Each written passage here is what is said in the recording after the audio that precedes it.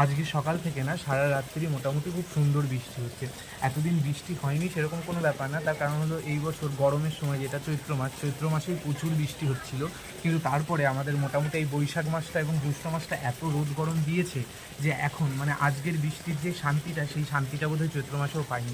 তোমরা দেখো ফুল রাত, সারা রাত বৃষ্টিটা হয়েছে এবং আমাদের ঘরের পেছনের দিকটায় অবস্থা খুব খারাপ। খুব খারাপ বলবো না, খুব সুন্দর আর কি। ওয়েদারটা এত সুন্দর আসছে যে এই ওয়েদারে মানে ঘুরে বেড়ানোর মজাটাই আলাদা, বা বৃষ্টিতে অনেকে হয়তো ভিজতেও পছন্দ করবে। তো দেখো পেছনে ব্যাকগ্রাউন্ডটা আমি শেয়ার করছি, একবার দেখো। এই হলো অবস্থা, দেখো।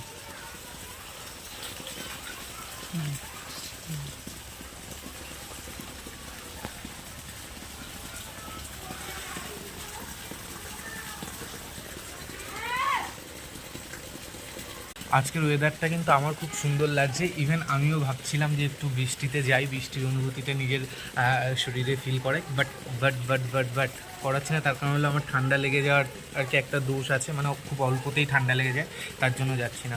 তো চলো আজকের ভিডিওটা এইটুকুই।